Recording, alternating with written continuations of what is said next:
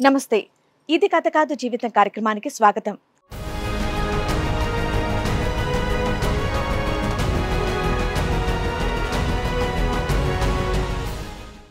పెళ్లి చేసుకుని నన్ను మోసం చేసి నన్ను చిత్రహింసలు పెడుతున్నాడు అని బాధపడుతోంది. నా సమస్యకి పరిష్కారం కోసం ఎక్కని గుమ్మమంటూ లేదంటోంది. నా సమస్యకి మీరే పరిష్కారం చూపించి న్యాయం చేయమని కోరుతోంది. నాకు మా హస్బెండ్ విషయంలో ఒక ఇష్యూ ఉంది మేడం. ఆఫ్టర్ మ్యారేజ్ తన జాబ్ వద్దు అని అంటే జాబ్ రిజిగ్నేషన్ చేశాను. అప్పటి నుంచి ఇప్పటి వరకు అయితే 2014 నుంచి you are not working. No sir. అయ్యో,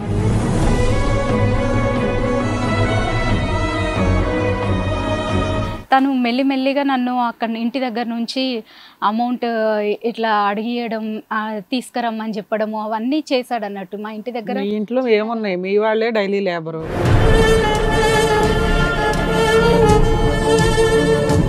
నేను దాదాపు అప్రాక్స్ అప్పుడే 2 ఇయర్స్కి మొత్తంలో చూసుకుంటేనే దాదాపు ఒక 12 lakhs వరకు ఇప్పించాను.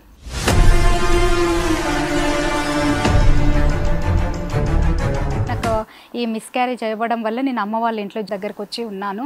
అప్పుడు తన అన్నీ ఇక మొత్తం మెల్లిమెల్లిగా అన్నీ స్టార్ట్ అయ్యాయి. ఫోన్స్కి ఆన్సర్ చేయకపోవడము.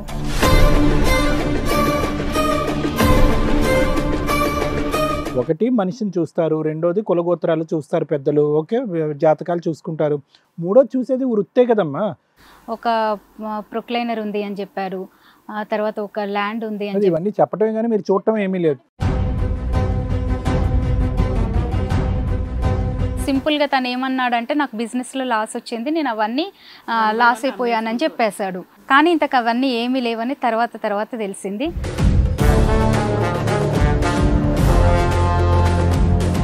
రియల్ ఎస్టేట్ సంస్థలోకి జంప్ అయ్యాడు. అక్కడ ఒక అమ్మాయిని పట్టుకున్నాడు లగ్జరీ లైఫ్లో. ఇక అతను వాళ్ళిద్దరు కలిశారు.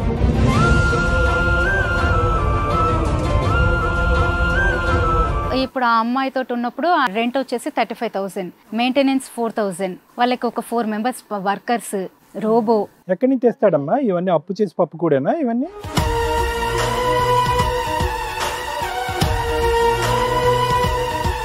అప్పటిదాకా నీతో బాగానే ఉన్నాడు కదా, సడన్ గా ఒక అమ్మాయి అలా దొరికింది అతను. అదే నాకు కూడా అర్థం కాలేదు మేడం.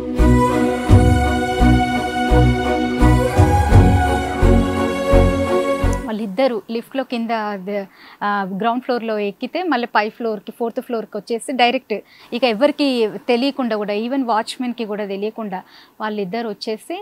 ఏం చేసేవాళ్ళు వచ్చి 4th floorకి?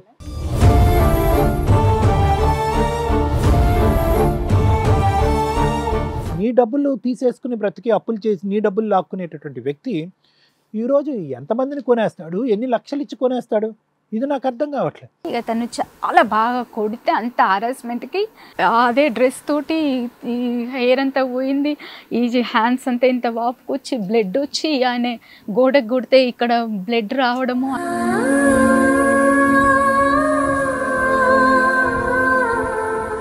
Most predictable response madam, ఇది మోస్ట్ ప్రెడిక్టబుల్ రెస్పాన్స్. వాడు టెస్ట్ చేసి వాడు క్యారెక్టర్ లేనటువంటి వాడు ఇంకా చంపటం వరకు వచ్చాడు. అదృష్టం బాగుండి నువ్వు లాస్ట్ మినిట్లో బయటపడ్డావు అంతే. మామూలు టార్చర్ కాదు. ఆ 1 month మార్నింగ్, ఆఫ్టర్నూన్, నైట్ అసలు పడుకోవాలంటే కూడా భయంగా ఉండేది.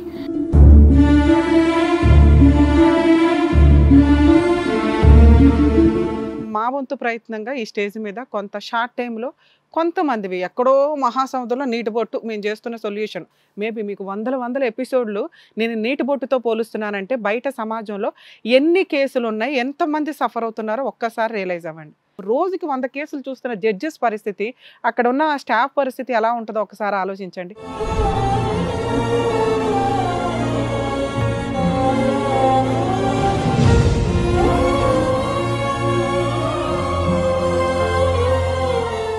ఈ కార్యక్రమంలో మనతో పాటు ఉన్నారు ప్రముఖ హైకోర్టు అడ్వకేట్ రమ్యాకుల గారు. నమస్తే మేడం. నమస్తే అండి. ప్రముఖ సైకియాట్రిస్ట్ డాక్టర్ కళ్యాణ్ చక్రవర్తి గారు. నమస్తే సార్. ప్లీజ్ కూర్చోండి. కూర్చోండి సార్. మేడం ఒక సమస్యతో రావడం జరిగింది. ఆవిడకి వచ్చినటువంటి సమస్య ఏంటో అడిగి తెలుసుకుందాం. రండి.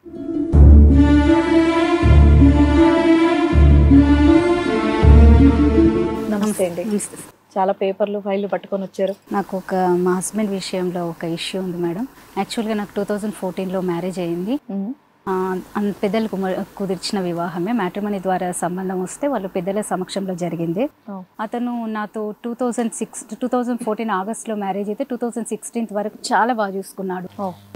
రియల్గా చెప్పాలంటే ఒక లగ్జరీ లైఫ్ లీడ్ చేసినట్టు, నాకు కాలు కింద పెట్టకుండా ఆ కార్లో దించుడు, ఇంటి వరకు కారు వరకు తీసుకొచ్చుడు, అంత బాగా చూసుకున్నాడు. తర్వాత ఆఫ్టర్ మ్యారేజ్ తన జాబ్ వద్దు అని అంటే జాబ్ రిజిగ్నేషన్ చేశాను.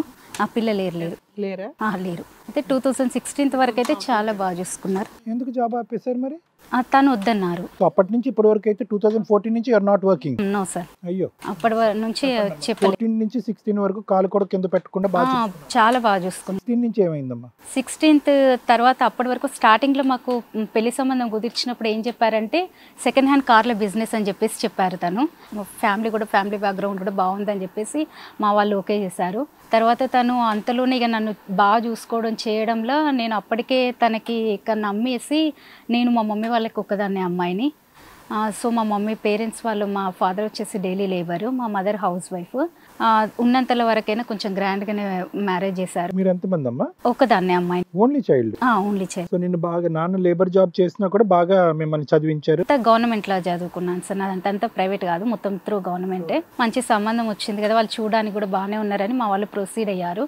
బాగానే మంచిగా 8 lakhs డౌరీ ఇచ్చారు, 10 tulas గోల్డ్ పెట్టారు. బాగానే అంతా బాగా అయిపోయింది. తను ఏం చేశాడంటే నన్ను స్టార్టింగ్లో బాగా చూసుకోండి, ఇప్పుడు నేను కూడా ఇంత మా వాళ్ళ దగ్గర కూడా పొందలేనంత లవ్ అండ్ అఫెక్షన్ మా హస్బెండ్ దగ్గర పొందేసరికి నేను తనని చాలా నమ్మాను.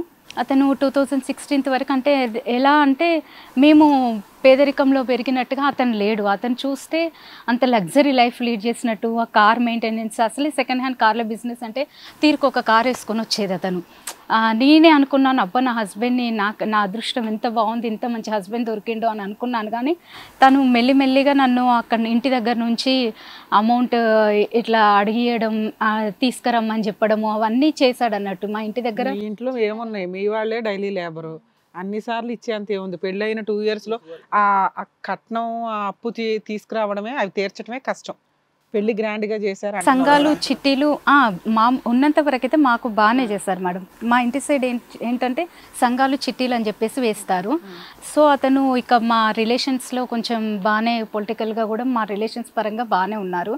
సో అక్కడ నుంచి మేము ఆయన సంఘాలు చిట్టీలు అట్లా మనం లిఫ్ట్ చేద్దాము, ఇప్పుడు పాట చిట్టీలు అంటారు కదా మేడం, 1 lakh లిఫ్ట్ చేస్తే పర్ మంత్లీ 5,000 అలా పే చేయాలని చెప్పేసి, అలా నేను దాదాపు అప్రాక్స్ అప్పుడే 2 yearsకి మొత్తంలో చూసుకుంటేనే దాదాపు ఒక 12 lakhs వరకు ఇప్పించాను మా ఇంటి సైడ్ నుంచి, మన దగ్గర నుంచి. ఆయన ఏం చెప్పి ఎట్లా కట్టేవాడు? పే చేసేది మేడం అతను కట్టేది మంత్లీ ఆయన లిఫ్ట్ చేసిన అమౌంట్ అనేది పెట్టేది. దగ్గర చిట్టీలు బిజినెస్ బాగుంది కాబట్టి మీరు సొంత వాళ్ళు కాబట్టి మీరు పాడండి, తీసుకోండి, నేను కడుతూ ఉంటాను అని ఆయన చెప్పాడు. మీ వాళ్ళ ఇంటి దగ్గర నుంచి చేస్తున్నారు. ఉండేది మీరు ఇద్దరు, ఉన్నంతలో హ్యాపీగా ఉన్నాము. తను ప్రెగ్నెన్సీ కానీ ఇవి ఎందుకు రాలేదు? ఒకటి అయింది మేడం, అయితే అది మిస్క్యారేజ్ అయిపోయింది. సో తను ఏం చెప్పాడు, ఇలా అప్పుడు స్టార్టింగ్లో ఏం చెప్పాడంటే, ఒక కార్ వచ్చేసి సెకండ్ హ్యాండ్ కార్ బిజినెస్ అని చెప్పాను కదా మేడం, ఒక కార్ వచ్చేసి 5 lakhs అమౌంట్ ఉంటుంది.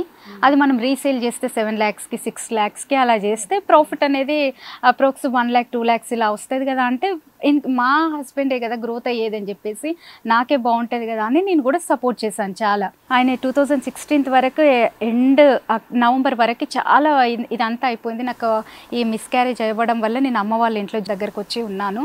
అప్పుడు తన అన్నీ ఇక మొత్తం మెల్లిమెల్లిగా అన్నీ స్టార్ట్ అయ్యాయి. ఫోన్స్కి ఆన్సర్ చేయకపోవడము, నన్ను అక్కడే ఇంటి దగ్గరనే ఉంచడం, ఇవి అన్నీ చేస్తుంటే ఏంటా అని చెప్పేసి కొంచెం ఇక ఎడ్యుకేటెడ్ కదా మేడం, అందుకని చెప్పేసి.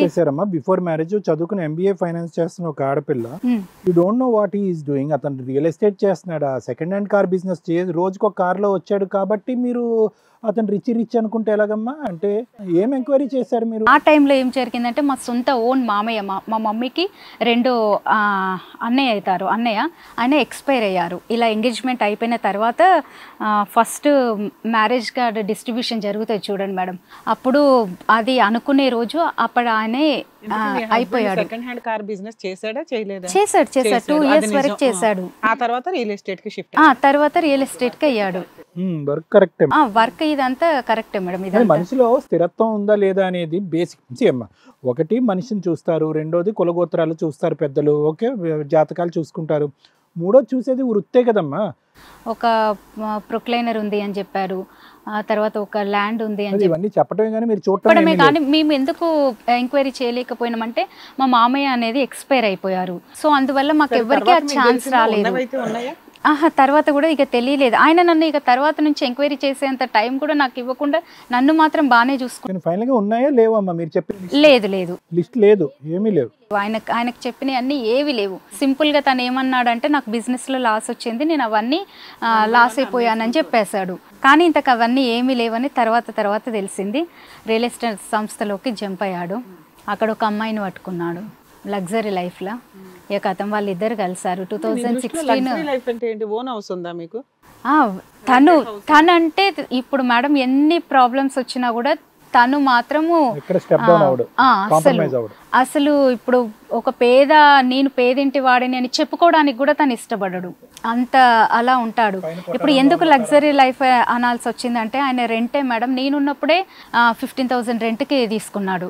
ఇప్పుడు ఆ అమ్మాయితో ఉన్నప్పుడు ఆయన రెంట్ వచ్చేసి 35,000, మెయింటెనెన్స్ 4,000, వాళ్ళకి ఒక 4 మెంబర్స్ వర్కర్స్, రోబో, ఇంత ఇలాంటి లైఫ్ లీడ్ చేసుకుంటా కూడా. ఎక్కడి నుంచి తెస్తాడమ్మా ఇవన్నీ? అప్పు చేసి పప్పు కూడానా ఇవన్నీ?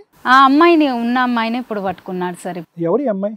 ఈ అమ్మాయిని పట్టుకుని ఎంత కాలం అయింది? 2016 డిసెంబర్ ఎండింగ్ నుంచి ఈ అమ్మాయిది. 2000 నీతో బానే ఉన్నాడు కదా, సడన్ గా ఒక అమ్మాయి ఎలా దొరికింది అతనికి? అదే నాకు కూడా అర్థం కాలేదు మేడం. 2016 ఇప్పుడు నేను ప్రెగ్నెన్సీ అయిపోయిందని చెప్పేసి ఇంటికి వెళ్ళాను కదా, ఫోన్స్ అనేది ఎంగేజ్ రావడం, నా ఫోన్ కి ఆన్సర్ రాకపోవడం, ఇది అన్ని నేను ఎంక్వైరీ చేయడం వల్ల కాల్ హిస్టరీ అదంతా తీస్తే సమ్ అమౌంట్ అమ్మాయి అని చెప్పేసి నాకు తెలిసింది. 2016 ముందు కూడా ఉండొచ్చు కదా మేడం? అప్పుడు జాయిన్ కాలేదు కదా, అయితే ఉంటే ఉండొచ్చు, తెలీదు నాకు. చూడటం పట్టుకోవటం ఎంగేజ్ రావటం 2016లో. అంతే దానికి ముందు ఏమైంది, పెళ్లికి ముందు ఏముందని తెలీదు. మీరు కాల్ రికార్డ్స్ అయితే తీసాను అన్నారు కదా, ముందువి కూడా దొరికినాయా, అప్పటి నుంచి దొరికినాయా? తర్వాత నుంచి అన్ని. అది కూడా మేడం వాళ్ళంతటా వాళ్ళే నాకు తెలిసేలా చేశారు. ఇది నేను ఇంట్లోనే ఉంటాను సార్, ఇది ఇంట్లోనే ఉంటాను, అపార్ట్మెంట్ లో అక్కడ ఉంటాను. వాళ్ళే నాకు మెసేజెస్ పెట్టారు. డెలివరీ అవ్వడం వల్ల, అదే అబార్షన్ అవ్వడం వల్ల మీ ఇంటికి వెళ్ళారు అన్నారు, పుట్టింటికి. ఎంతకాలం ఉన్నారు పుట్టింట్లో మీరు? 2 months ఉన్నాను మేడం. 2 months తర్వాత మళ్ళీ వచ్చాను, డిసెంబర్ లో వచ్చాను. వచ్చిన దగ్గర నుంచి కూడా ఇతను సరిగ్గా లేడు. లేడు, ఇక చేంజెస్ అనేది నీకు డౌట్ వచ్చింది ఏంటి, నేను పుట్టింటికి వెళ్ళినా సరిగ్గా లేడు, ఇక్కడికి వచ్చినా కూడా మళ్ళీ ఎట్లా ఉన్నాడు ఏంటి, ఇప్పుడు దాకా బానే ఉన్నాడు కదా వ్యక్తి అని నీకు డౌట్ వచ్చి ఎంక్వైరీ చేస్తే ఇంకొక అమ్మాయితో అక్రమ సంబంధం ఉందని అర్థమైంది. వాళ్ళంతటా వాళ్ళే తెలిసేలా చేశారు. ఎలా తెలిసేలాగా? ఆ 2 months నేను ఇంటి దగ్గర ఉన్నాను కదా మేడం, ఇంటి దగ్గర ఉంటే వాళ్ళే నాకు మెసేజెస్ పెట్టడం, వీడియోస్ పంపించడం. ఏంటి మీ ఆయన ఫోన్ నుంచా? వాళ్ళ ఫోన్ కాకుండా ఇంకో, ఇప్పుడు రియల్ ఎస్టేట్ లో మెంబర్స్ వర్క్ చేస్తారు కదా మేడం, దాంట్లో ఎవరో ఒక అబ్బాయి తోటి పెట్టిపిచ్చారు. నేను ఇలా నమ్మలేదు, నా హస్బెండ్ అలా కాదు ఇలా కాదు అని అంటే.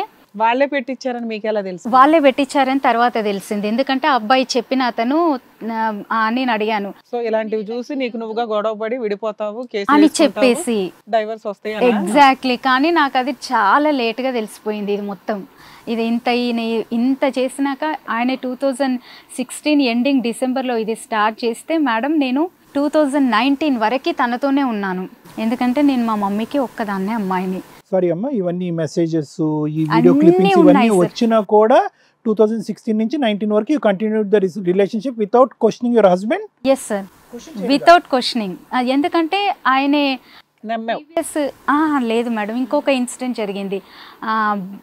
బిఫోర్ ప్రెగ్నెన్సీ 2015 మధ్యలో, అంటే దానికి ముందు ఒక 6 months గ్యాప్లోనే తను అంతకుముందే బిఫోర్ మ్యారేజ్ ఒక అమ్మాయితోటి లవ్ అఫేర్ ఉంది అని చెప్పేసి వాళ్ళ వదిన గారు చెప్పారు. సో ఇక అవి దాంట్లో విషయంలో ఒకసారి అడిగించినందుకే ఇంట్లో పెద్దల సమక్షంలో వాళ్ళ ఫ్యామిలీని మా ఫ్యామిలీని పిలిపించి అడిగిస్తే తను దానికి పెద్ద ఇష్యూ చేశాడు. ఇష్యూ చేసి ఒక 2 months అలా మాట్లాడకుండా ఇంట్లోనే వేరే బెడ్రూమ్స్ అడిగితే మళ్ళీ నన్ను వదిలేస్తాడేమో, ఎందుకు వచ్చింది కాపురం నిలబెట్టుకుందామని సర్దుకుంటూ 2019 వరకు ఉన్నాను. ఆ 19 వరకు వీళ్ళ హరాస్మెంట్ అనేది అసలు మామూలుగా లేదు. ఎంత అంటే వాళ్ళిద్దరే ఇంటికి వచ్చేసి అపార్ట్మెంట్ దగ్గరకు వచ్చేసి కింద లిఫ్ట్ దగ్గరికి గ్రౌండ్ ఫ్లోర్ లో, వాళ్ళిద్దరు అంటే ఎవరమ్మా? సారీ, నా హస్బెండ్ అండ్ ఆమె అమ్మాయి, వాళ్ళిద్దరు లిఫ్ట్లో కింద గ్రౌండ్ ఫ్లోర్లో ఎక్కితే మళ్ళీ 4th floorకి వచ్చేసి డైరెక్ట్ ఇక ఎవరికి తెలియకుండా కూడా, ఈవెన్ వాచ్మెన్కి కూడా తెలియకుండా వాళ్ళిద్దరు వచ్చేసి ఎన్ని చేసినా ఈ అమ్మాయి వెళ్ళట్లేదు. ఏం చేసేవాళ్ళు వచ్చి 4th floorకి? ఇంట్లోకి వచ్చారు మేడం, వచ్చారు. అంటే అంతవరకు ఈ 3 years గ్యాప్లో వాళ్ళు ఎన్ని మెసేజెస్ పెట్టారు, కాల్స్ చేశారు నన్ను. నాన్న ఇంట్లోకి వచ్చి ఏం చేశారు? మీరు ఉండగా ఇంట్లోకి వచ్చారు అన్నారు. డిసెంబర్ 19th వచ్చి నన్ను బాగా కొట్టాడు. ఇంకా ఎలా అంటే ఏదో అమ్మాయిని ముందు పెట్టుకొని నిన్ను కొట్టాడు. అయినా నువ్వు పోలీసులకు ఫోన్ చేయలేదు? అప్పుడు తర్వాత ఎగ్జాక్ట్లీ డిసెంబర్ 19కి ఆ రోజు ఆమె వచ్చి ఎన్ని చేసినా ఇది అంటే అంతకుముందు ఆయన నన్ను కొట్టారు చేశారు, అయినా నేను వెళ్ళలేదు. ఎందుకంటే అప్పటికే నేను అంత అమౌంట్ ఇప్పించేసి ఉన్నాను. అమౌంట్ గురించి ఉన్నావా, కుటుంబ పరువు గురించి ఉన్నావమ్మా? రెండిటి గురించి సార్, రెండిటి గురించి ఆలోచించాను. ఎంత అమౌంట్ ఇచ్చి ఉన్నావమ్మా? అప్పటికే నేను 12 lakhs వరకు అమౌంట్ మొత్తం ఇప్పించాను. ఎస్ సార్, చిట్టీల ద్వారా. అదంటే మళ్ళీ నేను ఒకవేళ ఇంట్లో నుంచి కనుక వెళ్ళిపోతా మేడం, అవన్నీ మొత్తం బర్డెన్ అంతా నా మీద పడుతుంది. 2016 నుంచి 19 దాకా ఉన్నారు, ఇన్స్టాల్మెంట్లు కట్టాడు. కట్టాడు మేడం, కట్టుకుంటూనే ఆయన ఎక్కడ మోసం చేయాలి, ఆయన చెప్పి చేశాడు. చిట్టి ఇన్స్టాల్మెంట్లు నేను కడతాను అన్నాడు, కట్టుకుంటూ వచ్చాడు. అలా కట్టుకుంటూ వచ్చాడు. కొంచెం సమ్ అమౌంట్ వరకు అయితే పే చేశాడు. తర్వాత ఈ వాళ్ళ ఇంటెన్షన్ మొత్తం ఇక నన్ను వెళ్ళగొట్టాలి, ఏం చేసినా ఈమె వెళ్ళట్లేదు అని చెప్పేసి ఇక బాగా కొట్టారు. అంటే నేను అంతకు ముందు వాళ్ళు ఎందరితోటి చాటింగ్స్ చేశారు, కానీ నేను వేటికి ఏ విధంగా బయటికి రమ్మంటే వెళ్ళకుండా చేయకుండా. మా పేరెంట్స్ కి తెలీదు సార్. ఇక్కడ విషయం ఇదే. డిసెంబర్ 19th వరకు 2017 జనవరి నుండి 2019 వరకు నేను మా పేరెంట్స్ కి చెప్పలేదు.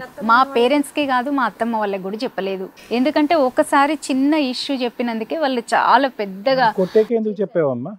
కొట్టాక ఎందుకు చెప్పాల్సి వచ్చింది అంటే, తను ఇలా లేబట్టి ఇలా పట్టుకొని ఇక ఆ 4th floor నుండి నేను నెట్టేసి నువ్వే చనిపోయినావు అని చెప్పేస్తా, నువ్వు వెళ్ళకుంటే మాత్రం బాగుండదు అని చెప్పేసి ఇక తను చాలా బాగా కొడితే అంత హారాస్మెంట్కి, అయ్యో మా మమ్మీకి నేను ఒక్కదాన్ని అమ్మాయిని, నేను ఇంత లేకపోతే ఎట్లయితుంది, నేను ఇన్ని రోజులు చెప్పకపోవడం నాదే ఫాల్ట్ కదా అని చెప్పేసి అప్పుడు నేను ఇలాగే అదే డ్రెస్ తోటి ఈ హెయిర్ అంతా పోయింది, ఈ హ్యాండ్స్ అంతా ఇంత వాపుకొచ్చి బ్లడ్ వచ్చి ఆయన గోడకు కొడితే ఇక్కడ బ్లడ్ రావడము ఇరుగు పొరుగు చుట్టుపక్కల ఎవరు ఆపలేదు ఇంత ఘోరం సార్. మొత్తం అపార్ట్మెంట్ లో డోర్స్ అన్ని క్లోజ్ సార్, ఎవరికి తెలియదు.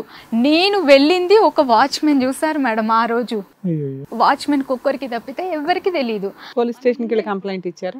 ఎప్పుడు కూడా వెళ్ళలేదు మేడం. నేను ఇట్లనే నడుచుకుంటూ ఏడ్చుకుంటూ బయటకు వెళ్ళి ఆటో అతన్ని అడిగితే, నా అమ్మాయి ఏంటమ్మా ఎక్కడికి వెళ్ళాలి అంటే, అన్న నా దగ్గర అయితే డబ్బులు లేవు, తీసుకెళ్తారా అని చెప్పేసి తీసుకెళ్లారు. ఆ బస్ స్టాప్ వరకు ఇంటికి వెళ్దామని చెప్పేస్తే ఉప్పల్ బస్ స్టాప్ వరకు డబ్బులు కూడా లేవమ్మా. నేను అలాగే ఆయన వదిలేస్తే కాలు మొక్కితే ఆయన విడిచిపెట్టారు. వాళ్ళిద్దరు కాళ్ళు మొక్కితే అప్పుడు వాళ్ళిద్దరు చూసాడు కదా, వాచ్మెన్ దగ్గరే సపోర్ట్ తీసుకోవచ్చు కదా. నువ్వు అంత డబ్బులు లేకుండా రోడ్ల మీద ఎలా వెళ్ళిపోవాల్సిన అవసరం ఏమో. వాచ్మెన్ ఎక్కడికి వెళ్ళాలి? పోలీస్ స్టేషన్ కి వెళ్ళాలి. అక్కడికి వెళ్ళాలా? నువ్వు కిందకి వెళ్ళినప్పుడు వాచ్మెన్ కనిపించాడు. కింద నువ్వు ఒక పంచాయతీ పెడితే అసోసియేషన్ వాళ్ళు అందరూ వచ్చేవాళ్ళు, వాళ్ళ తోలు తీసేవాళ్ళు.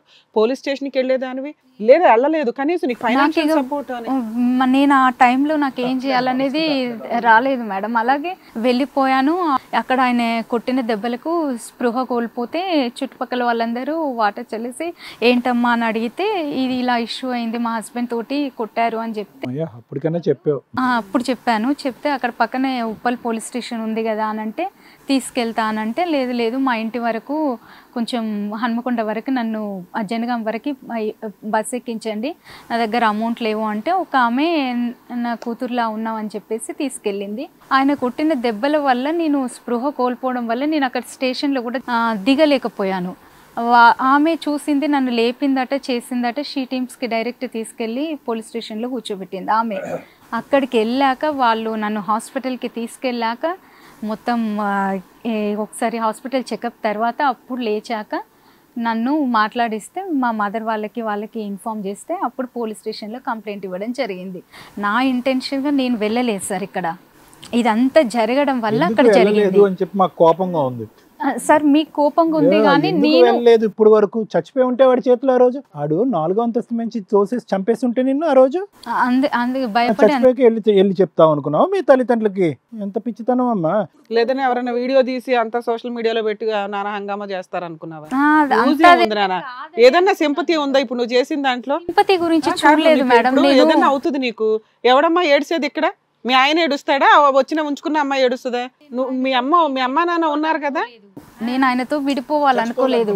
ఆ క్యాండిడేట్ ఏంటంటే కొంచెం ఏదైనా మాట అంటే దాన్ని పెద్ద ఇష్యూ చేసి దాన్ని బాగా చేస్తాడు, ఇక్కడ వదిలేస్తాడు, మళ్ళీ ఏమన్నా చేస్తాడు అనే భయం. కలిసి ఉందాం అని అనుకున్నావా? ఎంత దూరంగా 3 సంవత్సరాల నుంచి జిడ్డుగా అతుక్కొని ఉన్నావు, ఆడంత క్రూయల్ పని చేస్తున్నా కూడా. మోస్ట్ ప్రెడిక్టబుల్ రెస్పాన్స్ మేడం, ఇది మోస్ట్ ప్రెడిక్టబుల్ రెస్పాన్స్. వాడు టెస్ట్ చేసి వాడు క్యారెక్టర్ లేనటువంటి వాడు ఇంకా చంపటం వరకు వచ్చాడు. అదృష్టం బాగుండి నువ్వు లాస్ట్ మినిట్ లో బయటపడ్డావు అంతే. ఇప్పటికి నువ్వేమని చెప్తున్నావు అంటే చెప్పాలని చెప్పలేదు మేడం, నేను కావాలని పోలీస్ వాళ్ళు చెప్పారు complaint. You should have complaint.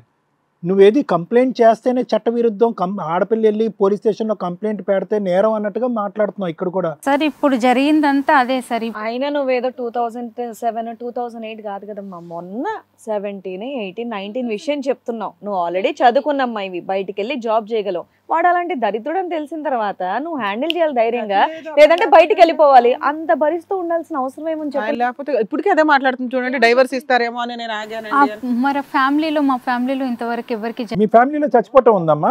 మీ ఫ్యామిలీలో మేడం నుంచి తోసేసి ఆడపిల్లల పీకలు తొక్కేయటం ఉందా? పర్వాలేదా అలా తోసేసిన కెరసనాలు? అది రాంగ్ మేడం. సరే తర్వాత ఏం చేసావు చెప్పు నాన్న. ఇక తర్వాత ఆయన పోలీస్ స్టేషన్ లో PS లో వాళ్ళు ఈ కంప్లైంట్ తీసేసుకున్న తర్వాత తనని పిలిపించారు. పిలిపించి పెద్ద మనుషుల సమక్షంలో మళ్ళొకసారి ఇట్లా కూర్చోబెట్టుకొని నేను ఈసారి బాగా చూసుకుంటా ఆమెతో. అప్పుడైనా చెప్పావా నన్ను 4th ఫ్లోర్ నుంచి తోసేస్తాను అన్నాడు, గర్ల్ ఫ్రెండ్ అని తీసుకొచ్చాడని? అప్పుడు జరిగింది మొత్తం చెప్తే వాళ్ళే షాక్ తిన్నారు, ఇక తిట్టారు. అంటే నేను గర్ల్ ఫ్రెండ్ ఉంది, అమ్మాయిని లవ్ చేస్తున్నాను ఇవన్నీ ఒప్పుకున్నాడా? ఎప్పటి నుంచి ఉందంట పరిచయము? 2017 నుంచి. ఈ అమ్మాయి ఒక్కతే ఉందా, ఎవరన్నా కూడా ఉన్నారని చెప్పాడా? ప్రీవియస్ బిఫోర్ మ్యారేజ్ ఒక అమ్మాయి ఉంది అని కూడా చెప్పారు. ఆఫ్టర్ మ్యారేజ్ ఈ అమ్మాయి ఉంది అని చెప్పారు. సో ఈ అమ్మాయిని అంత సింపుల్ గా వదిలేస్తాడా? 2017 కాడి నుంచి ఉన్న జస్ట్ మేము రియల్ ఎస్టేట్ లో కోవర్కర్స్, నువ్వు అనుమానిస్తున్నావు అని చెప్పేసి అన్నాడు. నిన్ను కొట్టిన రోజు అమ్మాయి వచ్చింది అన్నావు, వచ్చిందా రాలేదా? వచ్చింది. ఆ విషయం అడుగుతావు కదా నువ్వు, అడిగాను నేను.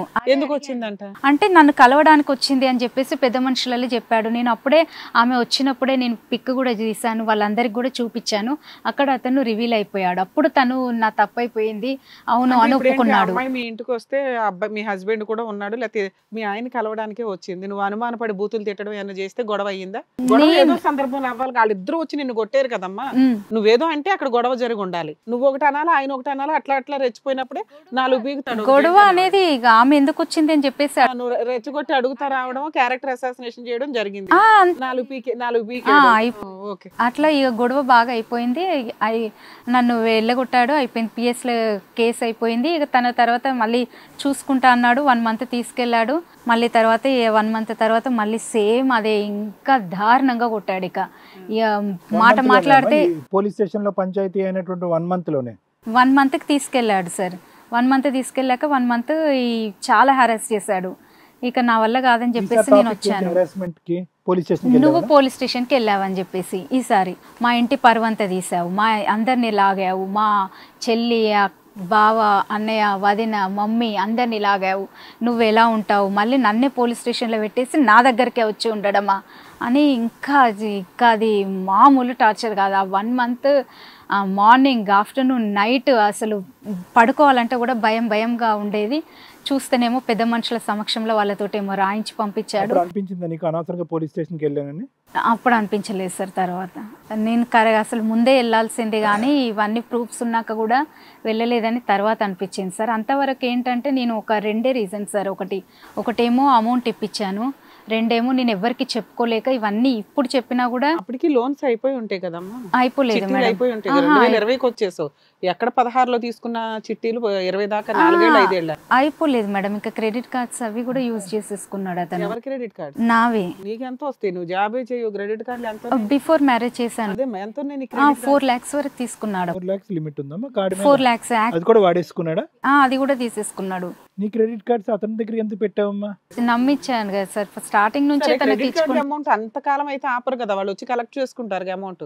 అది నేను నాది తను కట్టలేదు. ఇక తర్వాత ఇక తను అయిపోయింది కదా మేడం, అంతా అయిపోయింది. 2016లో ఇచ్చుంటావు, 17-18లో గొడవలే జరుగుతున్నాయి. ఏవో తను కార్ 2-3 years ఉంచారు కదా క్రెడిట్ కార్డు వాళ్ళు. నెక్స్ట్ 45 days లేదు సార్, తర్వాత వస్తారు కదా వాళ్ళు. ఏమో క్రెడిట్ డిపార్ట్మెంట్ ఎవరు రాలేదా? వచ్చేసి మరి ఎప్పుడు ఎట్లా చేసావు పేమెంట్స్? నేను అవన్నీ క్లోజ్ చేసుకున్నాను ఎలా మేడం. నువ్వు జాబ్ చేయట్లేదేమో? గోల్డ్ మనపురంలో పెట్టి, గోల్డ్ తాకట్టు పెట్టి పెట్టానని చెప్పు. ఎందుకంటే ఇంటి మీదకి వచ్చి ఇప్పుడు మమ్మీ మొత్తం బర్డెన్ అంతా ఇప్పుడు నేను ఈ ఇష్యూ ఇది తెలవడం వల్ల ఈవెన్ క్రెడిట్ కార్డ్స్ వాళ్ళు చిట్టీలు ఈ అమౌంట్ అంతా మమ్మీ మీద బర్డెన్ పడుతుంది కదా సార్. మమ్మీ అంటే డాడీ లేరా? మమ్మీ డాడీ ఇద్దరు, వాళ్ళ మీద పడుతుంది అని చెప్పేసి గోల్డ్ అంతా తీసేసి నేను అవి క్లియర్ చేసేసాను అప్పటికే. అది క్లియర్ చేసేసిన తర్వాత ఇక ఈయన తర్వాత నేను వెళ్ళాను మళ్ళీ 1 month తర్వాత ఆయన పెద్ద మనుషులతోటి ఎంటర్టైన్మెంట్ చేసుకుంటూ 6 months వరకు ఇదంతా ప్రొలాంగ్ చేశాడు. వాళ్ళతో మాట్లాడుకుంటే సింపుల్గా వెళ్ళి ఇక ఏం గొడవలు కాలేదు. మళ్ళీ తర్వాత కోర్టులో కేసేసాడు.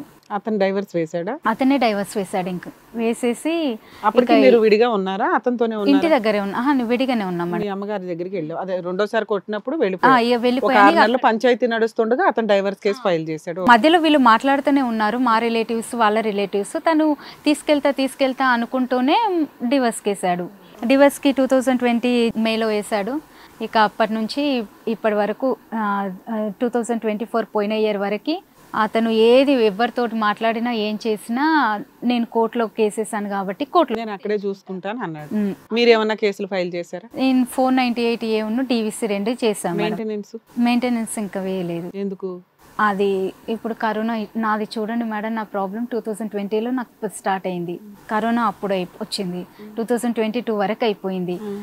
ఈ జడ్జెస్ బైఫర్కేషన్ ఇవన్నీ వీటి వల్ల కేసు అనేది చాలా ప్రొలాంగ్ అయిపోయింది. అసలు ఒక కేసుకి ఒకసారి అటెండ్ అయినామంటే అది 3 monthsకో 4 monthsకో పడుతుంది.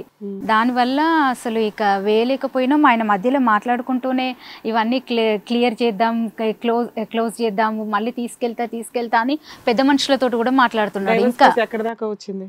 ఇప్పుడు 2024లో జూన్లో కొట్టేశారు మేడం జడ్జి గారు, డిస్మిస్ చేశారు. ఆయన నా మీద ఏం ప్రూఫ్ చేయలేదు. DVC ఇది జస్ట్ ఆయన ఇంతవరకు ఒక్కసారి కూడా అటెండ్ కాలేదు మేడం కోర్టుకి.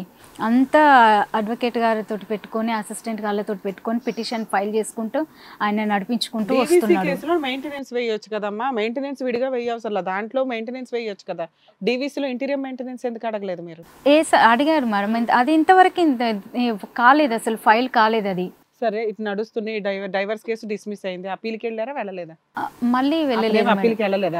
తను మళ్ళీ హైకోర్టుకి వెళ్ళి ఉంటాడు. నీకు పేపర్స్ ఏమైనా వచ్చినాయా రాలేదా? హైకోర్టుకి వెళ్ళకుండా తను ఏం చేశాడంటే జూన్లోనే కేసు డిస్మిస్ అయిన తర్వాత నెక్స్ట్ డేనే ఇమ్మీడియట్గా నేను ఎక్కడ వస్తానని చెప్పేసి జడ్జి గారు చెప్పారు డైరెక్ట్గా, నువ్వు వెళ్ళేసి వాని ఇంట్లో కూర్చో అని చెప్పేసి అన్నారు జడ్జి గారు ఇక్కడ అడిషనల్ ఫ్యామిలీ కోర్ట్.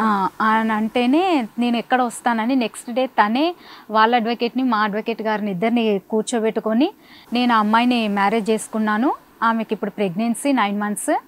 సో నేను నా వల్ల తనకు నష్టం జరిగింది కాబట్టి నేను సెటిల్మెంట్ కింద కొంత అమౌంట్ ఇస్తాను 25 lakhs అని చెప్పేసి మొత్తం MOU మొత్తం అది కూడా మొత్తం రాపిచ్చాడు మేడం. ఇంకా రాపిచ్చిన తర్వాత నాతో సైన్ చేయించుకున్నాడు, మళ్ళీ రీస్టోరేషన్ చేయించడానికి అని చెప్పేసి. ఇక తర్వాత ఆ రోజు జూన్లో స్టార్ట్ అయినది ఇప్పటి వరకు ఆయన యొక్క అమౌంట్ ఇవ్వకపోవడము, అమౌంట్ ఏమి ఇవ్వలేదు, ఏం చేయలేదు, ఆ అమ్మాయితోటే ఉంటున్నాడు, నాకు ఇంకా డైవర్స్ ఇవ్వలేదు, ఆయన అలాగే ఉంటున్నాడు. సరే నాన్న, మీ కష్టాలు మీ లీగాలిటీ పర్ఫెక్ట్ గా ఉన్నాయి, అన్ని ప్రాపర్ వేలో ప్రొసీడింగ్స్ నడిచినాయి. ఫైనల్ ఒక లీగాలిటీ యొక్క మెయిన్ ఉద్దేశం ఏంటంటే ఒకటి కలిసి ఉండడం కానీ లేదా కోర్టుల చుట్టూ తిరగకుండా మ్యూచువల్ సెటిల్మెంట్ కానీ. అది అయ్యింది, బోత్ సైడ్స్ అడ్వకేట్స్ ఉన్నారు. నువ్వు ఇక్కడికి ఎందుకు వచ్చావు? నడుస్తుంటదిగా. ఇక్కడే వచ్చింది మేడం. ఇప్పుడు 2024 జూన్ నుంచి ఇప్పటి వరకు ఆయన నన్ను తీసుకెళ్ళమంటేనేమో తీసుకెళ్ళాను డైరెక్ట్ గా చెప్పాడు.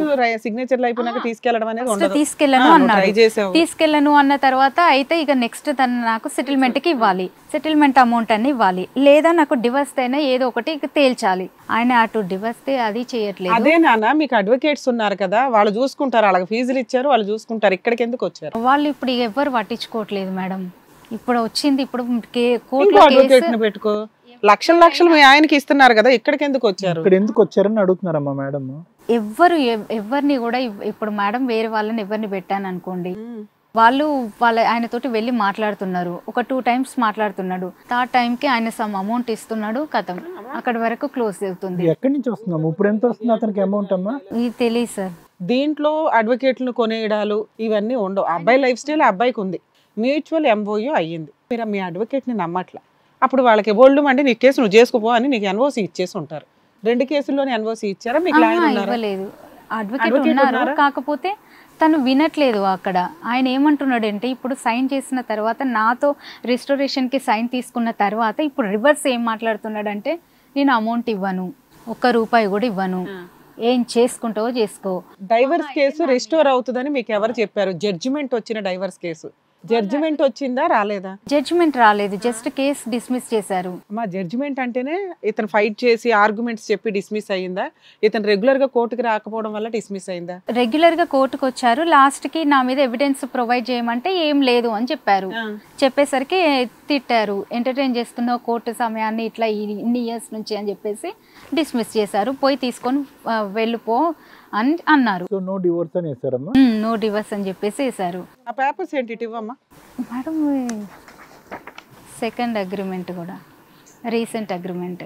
ఇది కథ కాదు జీవితం ప్రోగ్రామ్ ని అందరికంటే ఒక రోజు ముందుగా చూడాలి అనుకుంటే హిట్ టీవీ యాప్ ని డౌన్లోడ్ చేసుకోండి. ఇందులో మీరు మెచ్చే మీకు నచ్చే కంటెంట్ సిద్ధంగా ఉంది.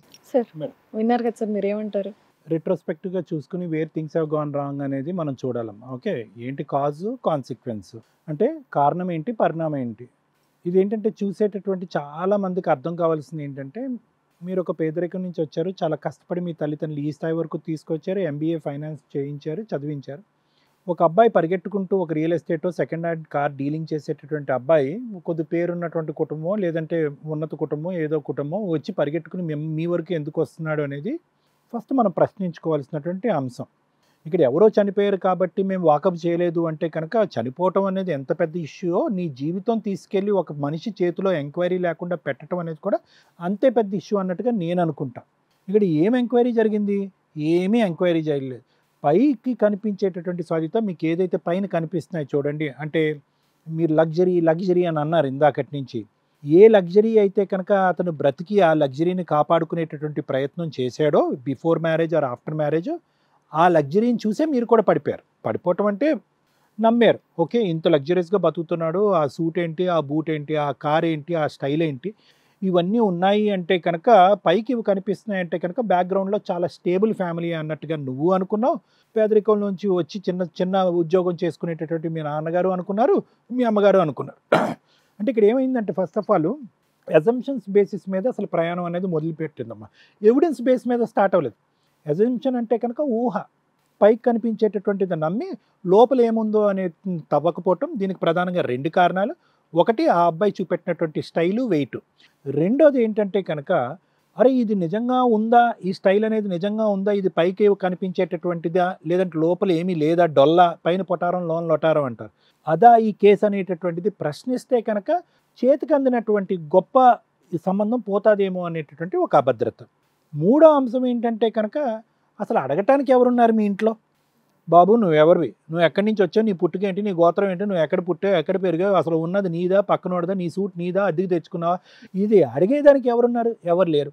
అడిగే ధైర్యం కూడా చేయలేదు. అంటే ఫస్ట్ నుంచి 2019 వరకు కొట్టి చంపబోయాడు చూడు, అప్పుడు వరకు మీరు మాట్లాడకపోవటము, ప్రశ్నించకపోవటం, అడగకపోవటమే మొత్తం అంశంలో ప్రధానమైనటువంటిది. అంటే ఏంటి అతని బలం ఏంటి? ఈరోజు 1 పేదరికం నుంచి వచ్చారు, 2 ప్రశ్నలు అనకుండా ఎంక్వైరీ చేయకుండా తలదించుకుని 3 ముళ్ళు కట్టించుకున్నాం, 3 అడిగేటటువంటి నాదులు లేడు, ప్రశ్నించేటటువంటి పరిస్థితి లేదు, 4 పెళ్లికి ముందే అడగనటువంటి వాళ్ళు పెళ్లి తర్వాత ఏం అడుగుతారు? పెళ్లి తర్వాత ఏం అడుగుతారు? మీరు ఏమీ అడగరు. సో ఇదేంటి అతను ఆఖరికి ఏ స్టైల్లో వెళ్ళిపోయాడు అంటే కనుక నీ కళ్ళు ఎదురుకుంటే నీకు ఎవిడెన్స్ ఇసిరి నిన్ను ఛాలెంజ్ చేయటం మొదలుపెట్టాడు. అంటే ఏ స్థాయిలో 2 కాదు 10 కొమ్ములు వచ్చినాయి అతనికి నెత్తి మీద. పెళ్లి చేసుకున్నాడు. పెళ్లి ఎందుకు చేసుకున్నాడు? ఓన్లీ ఫైనాన్షియల్ లావాదేవీ గురించి చేసుకున్నాడు, డబ్బులు పిండాలి అనేది. పిండుకున్నంత వరకు పిండుకున్నాడు, డబ్బులు తీసుకున్నాడు, నువ్వు కూడా బ్లైండ్గా ఇచ్చావు. ఎందుకు ఇచ్చావు అనేటటువంటిది నాకు అర్థం కాదు. పోలీస్ కంప్లైంట్ ఎందుకు పెట్టలేదు, పెద్దల పంచాయతీ ఎందుకు పెట్టలేదు, అతను మెడ ఎందుకు ఉంచలేదు అంటే కనుక నా డబ్బులన్నీ అతని చేతిలో ఉన్నాయి సార్, డబ్బులు తీసుకుని పారిపోతున్న పరిస్థితి ఏంటి అనేది ఒకటన్నా. రెండోది ఏంటంటే పరుగుల కుటుంబం, పేదరికం కాబట్టి ప్రశ్నించే ధైర్యం లేదు, అడిగే మనుషులు లేరు కాబట్టి అడగలేదని అన్నా. ప్రశ్నించే ధైర్యం, అడిగేటటువంటి ధైర్యం లేనప్పుడు డబ్బులు ఇస్తూ పోతూ ఒక 15 లక్షల వరకు ఇచ్చేస్తే కనుక ఎందుకు వస్తాడమ్మా నీ దగ్గరికి? అతను ఏమనుకున్నాడు? పిండినంత పిండుదాము, డబ్బులంతా తీసేసుకుందాం, తర్వాత ఈ అక్రమ సంబంధాలతో ఈ అమ్మాయితో నాకు ఉంది అనేటటువంటి ఆధారాలు అమ్మాయికి ఇండైరెక్ట్గా పంపిద్దాం, చిరాకు పడిపోయి పారిపోద్దని అనుకున్నాను. కానీ అతను అనుకున్నది జరగలేదు. అట్ ద సేమ్ టైం నువ్వు ప్రశ్నించలేదు, అడగలేదు. సో అతనికి ఇంకా ధైర్యం వచ్చింది. ధైర్యం వచ్చి ఏం చేశాడు, 2019లో నీ దగ్గరికి వచ్చి కొట్టాడు, తిట్టాడు, హింస పెట్టాడు. అప్పుడు నువ్వు నోరు మెదిపావు. ఎప్పుడైతే నీ ప్రాణాల మీదకి వచ్చిందో అప్పుడు నోరు మెదిపావు. అంటే అడగవలసినటువంటి సమయం సందర్భంలో అడగకపోతే కనుక వీళ్ళు ఎలా పెట్టలేకపోతారు? ఇప్పుడు ఏదైతే కనుక నువ్వు 6 or 7 years పాటు డివోర్స్ అనేటటువంటి పదం వస్తే కనుక నా జీవితం ఏమైపోతుందని అనుకున్న నువ్వు ఈరోజు కోర్టులో కేసేసినా కూడా అది సాగుతూ తేలుతూ ఏమీ లేకుండా ఇప్పటికీ కూడా నానుస్తూ ఈ పరిస్థితికి వచ్చింది. నిన్ను చూస్తుంటే చాలా బాధగా ఉంది. చాలా అంటే చాలా బాధగా ఉంది. ఎందుకు అంటే కనుక ఇంటర్నల్గా ఇంట్లోనే సపోర్ట్ లేదు, ఎక్స్టర్నల్గా బయట కూడా సపోర్ట్ లేదు. కానీ ఇక్కడికి వచ్చేటప్పటికి నమ్మా ఇప్పుడు ఫైట్లో ప్రధానంగా కావాల్సింది ఏంటంటే ఒకటి నమ్మకం కావాలి. వాట్ ఐ ఫీల్ పర్సనల్లీ, నా అభిప్రాయం ఏంటంటే you are touching too many dots ఏమో అని అనిపిస్తుంది. రకరకాల లాయర్ల దగ్గరికి వెళ్ళిపోవటం, వాళ్ళ లాయర్లు ఎప్పుడైతే కనుక మనకు సపోర్ట్ చేయకపోతే కనుక వాళ్ళ మీద నమ్మకం పోవటం, పొలిటీషియన్స్ దగ్గరికి వెళ్ళిపోవటం, వాళ్ళు సపోర్ట్ చేయకపోతే వాళ్ళ మీద నమ్మకం పోవటం. అంటే ఆఖరికి ఏంటంటే ఏదో ఒక పర్టికులర్ సోర్స్ ఆఫ్ హెల్ప్ ఖచ్చితంగా నాకు హెల్ప్ అవుతుంది అనేటటువంటి నమ్మకం కూడా నీకు పోయింది. నీ డబ్బులు తీసేసుకుని బ్రతికి అప్పులు చేసి నీ డబ్బులు లాక్కునేటటువంటి వ్యక్తి ఈరోజు ఎంతమందిని కొనేస్తాడు, ఎన్ని లక్షలు ఇచ్చి కొనేస్తాడు? ఇది నాకు అర్థం కావట్లేదు. అంటే ఇక్కడ ఏమైంది అంటే నువ్వు ఇప్పుడు ఇక్కడి నుంచి నువ్వు ఫైట్ చేయాలి అంటే ఓకే, లీగల్ సిస్టంలో కొన్ని వాయిదాలు పడుతూ ఉంటాయి, కొంత డిలే అవుతూ ఉంటుంది, కరోనా వరకు కొన్ని డిలే అవుతూ ఉంటుంది. కానీ ఖచ్చితంగా నీకు జరగవలసినటువంటి న్యాయం నీకు జరుగుతుంది. కానీ నీకు జరగవలసిన న్యాయం నీకు ఎప్పుడు జరుగుతుంది అంటే కనుక నమ్మకం ఉన్నప్పుడు జరుగుతుంది. ఇక నీకు నమ్మకమే పోయింది. ఎవరిని నమ్ముతున్నావు? ఈరోజు ఈ వేదిక మీదకి వచ్చి ఇక్కడ కూర్చున్నావు, మమ్మల్ని కూడా అంటావు, వాళ్ళు కూడా నా కథ అంతా విన్నారండి, ఏమి సపోర్ట్ చేయలేదని అంటావు. లేదంటే అతను మాకు కూడా డబ్బులు ఇచ్చాడని అనొచ్చు. నువ్వు అది కరెక్ట్ కాదు కదమ్మా. ఈ వ్యవస్థలో నువ్వు ప్రయాణం చేస్తున్నప్పుడు మీ కుటుంబంలో నీకు సపోర్ట్ లేనప్పుడు ఎవరో ఒక సిస్టమ్ని అయితే కనుక ఖచ్చితంగా నమ్మి ఆ నమ్మకమైనటువంటి సిస్టమ్ని పాత్వేని అలా దూసుకుంటూ ధైర్యంతో ముందుకెళ్ళాలి. నాకు ఇమీడియట్గా పరిష్కారం రాలేదు, ఇమీడియట్గా సపోర్ట్ రాలేదంటే మీరు డబ్బులు తినేశారు, మీరు డబ్బులు తీసారు అంటే కనుక ఏమవుతుంది? ఏకాకి అయిపోతావు, ఒంటరి పోరాటం అయిపోతాయి. ఫైనల్గా మిగిలేదు నువ్వు ఆ దొంతులు కొట్టి ఆ పేపర్లు ఆ ఫైల్స్ తప్ప ఏమీ మిగలవు. ఈరోజు ఇక్కడి వరకు వచ్చారు. Peak of solution for this problem, ఏదైతే pinnacle of solution for this problem అనేటటువంటిది ఉంటుందో అది న్యాయదేవత. ఆవిడ వరకు వెళ్ళారు. ప్రాసెస్ అనేటటువంటిది నడుస్తూనే ఉంది. ఇప్పుడు మీ భయం ఏంటి, మీ ఆలోచన ఏంటి, మీ బెంగ ఏంటి, ఎందుకు ఇక్కడ కూర్చున్నారు? దాన్ని మించినటువంటి న్యాయం మేమేం చేస్తాం, ఎలా చేయగలం? ఇప్పుడు మేము ఫోన్ చేసి ఆ అబ్బాయితో మాట్లాడినా కూడా ఆల్రెడీ లీగల్ సిస్టంలో నడుస్తున్నటువంటి వ్యవస్థలో ఉంది కదా, మీరెవరండి అని అంటారు. న్యాచురల్లీ ఎన్ని ఇయర్స్ చేస్తాడు సార్? అమ్మా ఎన్ని ఇయర్స్ చేస్తాడు? ఇలాగే త్రూ కోర్టు ద్వారానే వెళ్తాను అని చెప్పేసి ఎన్ని ఇయర్స్ అని ఆయన హ్యాపీగా లైఫ్ అనేది ఆయన లీడ్. అమ్మ ద థింగ్ ఈజ్ ఏంటంటే అమ్మా, క్రిమినల్ మైండ్ సెట్ ఉండి క్రిమినాలిటీ ఉండే వ్యక్తిని నువ్వు ఈరోజు పెళ్లి చేసుకున్నావు 2014లోనో 14. ఓకే, ఆ అబ్బాయి యొక్క ఆలోచన ఏంటంటే ఆ రోజు ఎలా బ్రతుకుతాం, ఎవరిని పిండి ఆరేద్దాం, ఎలా డబ్బులు దొబ్బేద్దాం, జల్సాగా ఎలా బతుకుతాం, రేపటి గురించి ఆలోచన మనకు అనవసరం, డబ్బులు ఎలా తీసేసుకుని మన సుఖాన్ని మనం చూసుకుందాం, పక్క వాళ్ళని ఎలా తొక్కేద్దాం, భార్య అనేటటువంటిది ఒక సింబల్ మాత్రమే, గర్ల్ ఫ్రెండ్ అనేటటువంటిది జల్సాల గురించి అనేటటువంటి వ్యక్తిని నువ్వు పెళ్లి చేసుకున్నావు. అంటే నేను ఇందాకటి నుంచి కారణం పరిణామం అని అంటున్నాం కదమ్మా. కారణాలు ఉండేటటువంటి సమయంలో మనం చేయవలసినటువంటి వాకబ్బు, అక్కడ తీసుకోవాల్సినటువంటి జాగ్రత్తలు తీసుకున్నప్పుడు స్థిరం లేనటువంటి ఒక వ్యక్తిని పెళ్లి చేసుకున్నప్పుడు జీవితాంతం మనం అనుభవిస్తాం. ఆ అబ్బాయి ఈరోజు సఫర్ అవుతున్నాడని నేను అనుకోవట్లేదు, ఎవరూ అనుకోవట్లేదు. ఆ అబ్బాయి బాధపడుతున్నాడని నేను అనుకోవట్లేదు. ఎందుకంటే అప్పుడు ఎలా ఉన్నాడు, ఇప్పుడు అలా ఉన్నాడు. పెళ్లికి ముందు ఒక అమ్మాయిని మోసం చేశాడు, పెళ్ళిన తర్వాత ఒక భార్యను మోసం చేశాడు, ఇప్పుడు ఏమొచ్చి వేరే సౌత్ని తీసుకొచ్చి హ్యాపీగా ఉంటున్నాడు, చాలా సుఖంగా జల్సాగా ఉంటున్నాడు. ఎందుకంటే దట్ ఈస్ క్రిమినల్ మెంటాలిటీ. ఇప్పుడు నువ్వు సిన్సియర్గా ఆనెస్ట్గా ఉన్నావు, నీ వీక్నెస్ని అతను క్యాష్ చేసుకుని కోర్టు వరకు తీసుకెళ్ళి నువ్వు ఉన్నటువంటి కొద్దిపాటి డబ్బులు కూడా నువ్వు అక్కడ తగలేసుకునేటటువంటి పరిస్థితి వచ్చింది. ఈరోజు చేయగలిగేటటువంటి దారి నీకేమీ 4 రోడ్స్లో క్రాస్ రోడ్స్లో ఏమీ లేవు, ఈ దారి ఆ దారి ఆ దారి ఈ దారి. నీకు ఉన్నటువంటిది ఒకే ఒక దారి ఏంటంటే నమ్మకమైనటువంటి ఒక వ్యక్తిని నమ్ముకుని, ఒక అడ్వకేట్ని నమ్ముకుని న్యాయపరమైనటువంటి పోరాటం చేయటం. ఇక్కడ అపనమ్మకంతో నువ్వు వెళ్ళేవనుకో మేము కూడా ఏమీ చేయలేం. ఎంతకాలం అనేటటువంటిది మా చేతుల్లో లేదు. అతనికి ఫైనల్గా శిక్ష పడవలసినటువంటి సమయం వచ్చినప్పుడు శిక్ష పడుతుంది. నాకున్న బాధ ఏంటంటే కనుక ద థింగ్ ఈస్, ఎందుకు వై ఆర్ ద లాయర్స్, నువ్వు ఏదైతే అడ్వకేట్స్ అంటున్నారో, వై ఆర్ దే బైపాసింగ్? ఎందుకు వెళ్ళిపోతున్నారు? ఒకరు వెళ్ళిపోతారు, ఇద్దరు వెళ్ళిపోతారు, ఎంతమంది వెళ్ళిపోయారు? ఎవరు వెళ్ళట్లేదు సార్, డిలే చేస్తున్నారు. ఇప్పుడు వాళ్ళ తారు మళ్ళీ నేను అప్రోచ్ అయితే అమ్మ డిలే చేస్తున్నారు అంటే కనుక ఇంటెన్షనల్ గా కావాలని నన్ను మోసం చేయడానికి చేస్తున్నారనే వాళ్ళు చేస్తున్నారని కనట్లేదు, ఇది డిలే అవుతుంది. డిలే అవుతుంది అంటే కనుక అది సిస్టంలో కానీ ప్రాసెస్లో ఉండేటటువంటి విధంగా నువ్వు నమ్మాలి అని నేను అంటున్నాను. డిలే చేస్తున్నారు, డబ్బులు ఇచ్చేస్తున్నారు అనేటటువంటి పదాలు ఎప్పుడైతే వస్తాయో నీకు ముందుకొచ్చి సహాయం చేయడానికి మాగోటు వాళ్ళకి కూడా భయం వేస్తుంది. అరే ఇదేంటి, మేము ఎందుకు హెల్ప్ చేయాలి ఈ అమ్మాయిని?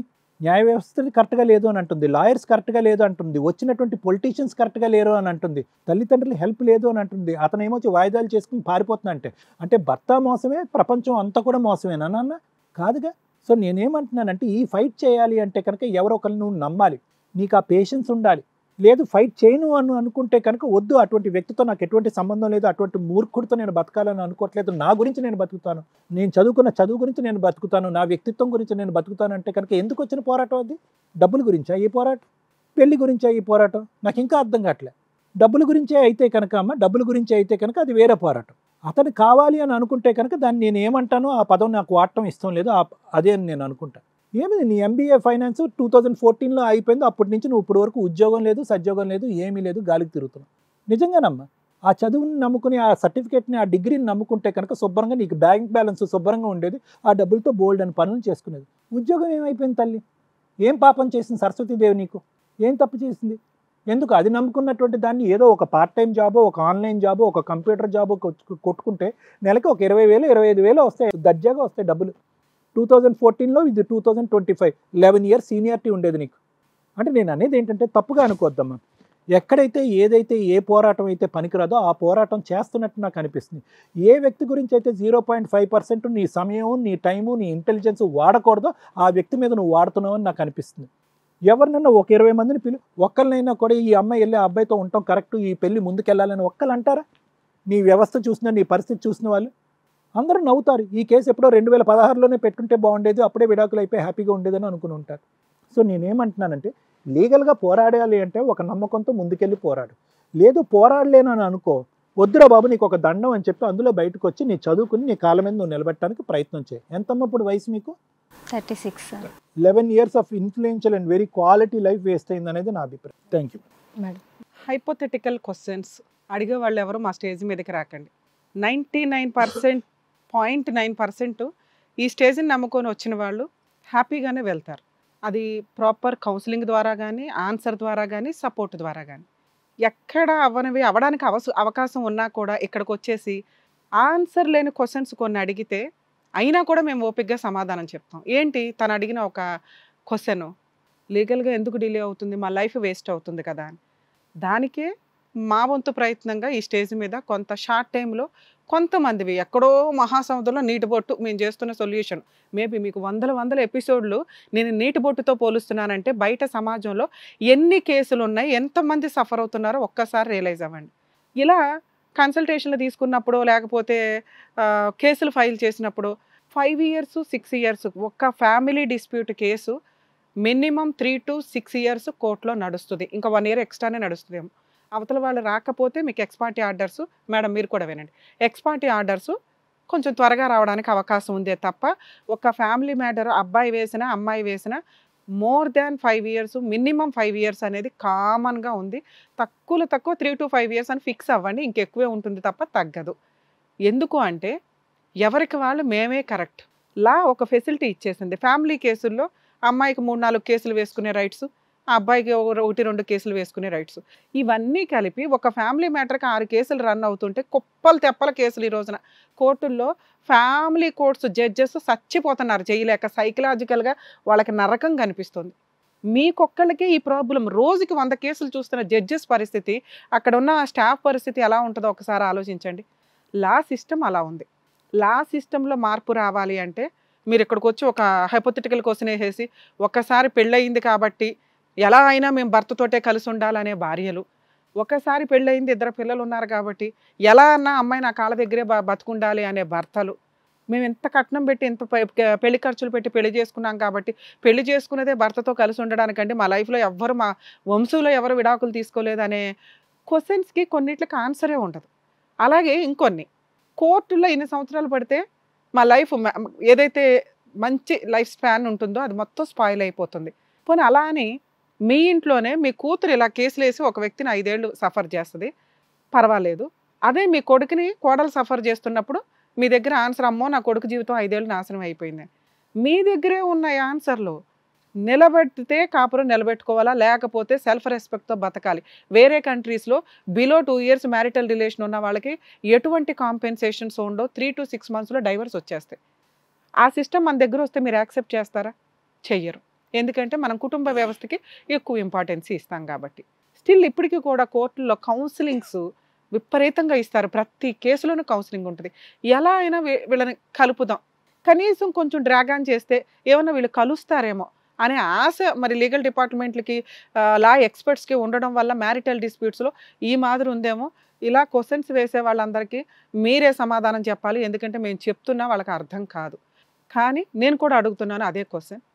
Court law and order change అవ్వాలి అంటే వేరే కంట్రీస్ లా బిలో 2 years లోపు మ్యారిటల్ రిలేషన్లో ఎటువంటి వీళ్ళిద్దరూ కలిసి ఉండకపోతే ఎటువంటి కాంపెన్సేషన్ లేకుండా అబ్బాయి వేసినా అమ్మాయి వేసినా డైవర్స్ ఇచ్చేయాలి అంటే మీరు ఒప్పుకునేటట్లయితే మీరందరూ కూడా మీ ప్రపోజల్స్ని లీగల్ సెల్ అథారిటీస్కి, chief judge Telangana high court, AP high court వాళ్ళకి, సుప్రీం కోర్టుకి ఒక్క 4 letters పంపించండి.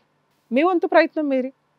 అట్లా 4 బొట్లు కలిస్తే ఒక మహాసముద్రమే అయ్యి లీగల్ లా చేంజ్ అవ్వడానికి అవకాశం ఉంది. ఎక్స్ట్రా మ్యారిటల్ అఫైర్స్ అని ఎత్తేసారుగా, హ్యాపీ. అంటే కుటుంబ వ్యవస్థ నాశనం అవ్వడానికి ఒక పాయిజన్ చుక్క, ఎక్స్ట్రా మ్యారిటల్ లైఫ్ ఎత్తిపడేయడం. ఎవరికాళ్ళు విచ్చలవిడిగా ఇగో ఇప్పుడు ఈ అమ్మాయి సఫర్ అవుతున్న దాంట్లో ఒక పాయిజన్ చుక్క అనమాట. రెండోది, కోర్టుల్లో ఒక్కసారి కేసు గెలిచినా ఓడినా మళ్ళీ అప్పీలు అక్కడ హైకోర్టులో ఆ కేసు కూడా రాదు. మ్యారిటల్ డిస్ప్యూట్ తోటి ఒక అబ్బాయి కానీ అమ్మాయి కానీ వీళ్ళు మాకు వద్దురా మొర్రు అనుకుంటే ఇప్పుడు తను చెప్తున్న క్వశ్చనే ఈరోజు ఆన్సర్ అవుతుంది. 7 to 8 years సఫర్ అవుతున్నారు ప్రతి ఒక్కళ్ళు. సో తినే ఒక ఎగ్జాంపుల్ అండి. ఫాస్ట్గా అట కేసులు చేసేయడానికి ఉన్న ఆప్షన్స్ వేరే కంట్రీస్ తోటి పోల్చుకొని మన కుటుంబ వ్యవస్థ గొప్పతనాల గురించి చెప్పుకోవడం కాకుండా వద్దు అనుకునే వాళ్ళకి త్వరగా రిజల్ట్ ఇవ్వడానికి ఏమన్నా ఆప్షన్ ఉందేమో చూడండి. అలా చూడాలి అంటే ఇలా సఫర్ అవుతున్న వాళ్ళంతా, నేను ఇందాక చెప్పిన సీజేకి, తెలంగాణ హైకోర్టు, ఏపీ హైకోర్టు, సుప్రీంకోర్టుకి కనుక లెటర్స్ పెట్టుకుంటూ ఉంటే అవి ఒక మహాసముద్రంలాగా పెరిగి, ఓహో దీని మీద ఇంతమంది ఆంధ్ర తెలంగాణలో సఫర్ అవుతున్నారు, అలాగే మిగతా స్టేట్లలో కూడా సఫర్ అవుతూ ఉండుంటారు, రియలైజ్ అవుదాం, చేంజ్ చేద్దాం, 2-3 yearsలో కేసులు లేపేద్దాం అనడానికి ఎక్కువ అవకాశం ఉంది. నాన్న ఓకేనా మీరు అడిగిన క్వశ్చన్కి? ఈ 4 letters పంపించడానికి మీరు రెడీయా? నేను ప్రతిదానికి రెడీ మేడం. అసలు సుప్రీంకోర్టు అనేది ఫస్ట్ రాంగ్ జడ్జిమెంటే ఇచ్చింది మేడం. ఎవరితో తిరగవచ్చు అనేది అది ఎంతవరకు కరెక్ట్ కదా. సో ఇది మీరు ఖండిస్తూ, నేను ఎప్పుడో ఆ జడ్జిమెంట్ వచ్చినప్పుడే యూట్యూబ్లో ఒక వీడియో చేసి పెట్టా. ఎంతమంది పంపించారో నాకు తెలియదు. మీరు సఫరర్ కాబట్టి మీలాగా సఫర్ అయ్యే వాళ్ళందరూ ఇప్పుడు నేను చెప్పిన 4 చోట్లకి మీరు లెటర్స్ పంపించగలిగితే ఎంత, నేను గట్టిగా కొడితే 100 rupees. 4 letters పంపించగలిగితే ఇలాంటివి మహాసముద్రంలో పెరిగి రియలైజ్ అవ్వడానికి ఒక అవకాశం ఉందనేది నా ఉద్దేశం. ఇక మీ కేసు విషయానికి వస్తే తల్లి, ఇందులో మ్యాటర్స్ సెటిల్మెంట్ అయినప్పుడు MOUలు రాసుకుంటూ ఉంటారు. దీని గురించి కూడా మీ అందరికీ ఒక క్లారిటీ ఇవ్వాలండి. మ్యూచువల్ డైవర్స్ గురించి ఫస్ట్ ఒక MOU రాసుకోవాలి, రాసుకుంటే బెటరు. ఎప్పుడైనా కాంపెన్సేషన్ ఉన్నప్పుడు ఆ అమౌంట్లు ఎట్లా ఇస్తారు ఏంటి అనేది. ఇక్కడ ఫస్ట్ పేజీ మీద మీ సిగ్నేచర్స్ లేవు, సెకండ్ పేజీల మీద లేవు, థర్డ్ పేజీల మీద లేవు. వీటిలో ఏమన్నా మార్చుకోవడానికి అవకాశం ఉంది. కొంతమంది సిగ్నేచర్లు కూడా ఇక్కడ మీ హస్బెండ్ ఇక్కడో రకంగా పెట్టాడు, ఇక్కడో రకంగా పెట్టాడు లాస్ట్ పేజీలో. సో కొంచెం సిగ్నేచర్లు థంబ్ ఇంప్రెషన్స్ కూడా పెట్టుకోవడానికి చూసుకోండి. లాస్ట్ పేజీలో మీరు అందరూ సిగ్నేచర్స్ పెట్టారు, ఉన్నంత వరకు దీన్ని బిలీవ్ చేయొచ్చు. అంటే 25 lakhsకి మీ హస్బెండ్ ఒప్పుకున్నాడు అనేది. అది ఇంప్లిమెంట్ అవ్వలేదు. మీరు మళ్ళీ కొంతమంది పెద్ద మనుషుల దగ్గరికి కొంచెం వెళ్ళారు, వాళ్ళు మళ్ళీ పిలిపించారు. May 2025 మళ్ళీ సైన్ చేశాడు. స్టిల్ ఇప్పటికీ ఇంప్లిమెంట్ కాల. మీరు చెప్పిన కేసుల్లో 2 కేసెస్, ఒకటి మీ హస్బెండ్ వేసిన డైవర్స్ కేసు, 2 మీరు వేసిన DVC కేసు, 498A కేసు. అమ్మ DVC కేసు అనేది ఒక 5 కేసులతో సమానం. మీరు అందులోనే ఇంటీరియర్ మెయింటెనెన్స్ వేసుకోవచ్చు, అందులోనే కాంపెన్సేషన్కి వేసుకోవచ్చు, అందులోనే అతన్ని పనిష్ చేయమని వేసుకోవచ్చు. మీ ఇంట్లో సామాను కానీ ఏమన్నా ఉన్నా అడగవచ్చు.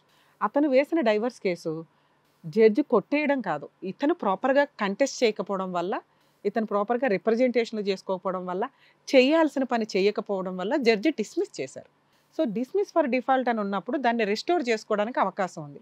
వాళ్ళు రిస్టోర్ చేసుకోకపోవడానికి కారణం ఏంటి? 2024 జూన్లోనే కేసు అయినా ఇప్పుడు మీరు 1 year తర్వాత ఆఫ్టర్ 1 year దాన్నే రిస్టోర్ చేసుకోవడం అనుకోవడం కంటే కూడా మ్యూచువల్ డైవర్స్ ఫ్రెష్గా వేసుకోవడం చాలా బెటర్ ఆప్షన్.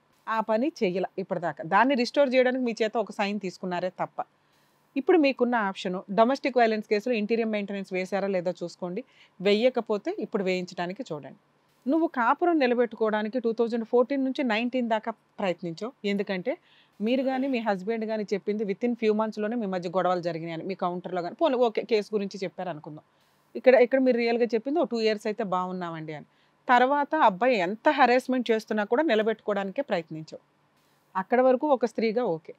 తర్వాత ఆ అబ్బాయి వద్దు అని డైవర్స్ కేసు వేశాడు. మీరు లీగల్గా ఏం వేయాలో అవి వేసుకుంటూ వెళ్ళారు. ఆ లీగల్ టర్మినాలజీలో ఆ కేసులు ఫుల్ అండ్ ఫైనల్ సెటిల్మెంట్ అవ్వకపోతే ఇంతే ఉంటాయి. సార్ అంతసేపు ఏం చెప్పారో తెలుసా మీకు? ఒక స్త్రీ చదువుకున్న అమ్మాయి ఎందుకు చదువుకోమంటామంటే ఒకవేళ భర్తకో కుటుంబ సభ్యులకు ఏదైనా కష్టం వస్తే వీళ్ళు ఫైనాన్షియల్గా సపోర్ట్ చేస్తారు, నాలెడ్జ్ ఉంటుంది, పిల్లల్ని చదివించుకుంటారు, తెలివిగా ఉంటారు అని. ఆ చదువు కష్టం వచ్చినప్పుడు తనకి ఉపయోగపడాలి, తన కుటుంబానికి ఉపయోగపడాలి, తన తల్లిదండ్రులకు ఉపయోగపడాలి. ఈరోజు నీ కష్టం ఏంటి? నీకు ఉపయోగపడాలి. పిల్లలు లేరు, బయటకు వచ్చారు, క్రూయల్ హస్బెండ్, ఇలాంటి వ్యక్తి కోసం 6-7 ఇయర్స్ నువ్వు కోర్టుల చుట్టూ తిరగడానికి ఆడిచ్చే పని మెయింటెనెన్స్ కోసం కూడా నువ్వు ఎక్కడ వేయలే. జాబ్ మేబీ చేసి ఉండొచ్చు, మాకు ఇక్కడ ఓపెన్గా మీరు చెప్పకపోతున్నారేమో. ఎందుకంటే మీ అడ్వకేట్ మెయింటెనెన్స్ కేసు వేయకుండా 4 years దగ్గర 7 years నుంచి మిమ్మల్ని ఖాళీగా ఉంచారు. గ్యాప్లో ఎంతసేపు కలుద్దాం అని వాళ్ళ అడ్వకేట్లకు చెప్పుకుంటూ వచ్చి లాస్ట్ అమ్మ డైవర్స్ కేసు వేసి కలుద్దాం అనటం అదే మీరు ఎక్కడ కూడా ఒక స్టాండ్ పూర్తిగా తీసుకోలే.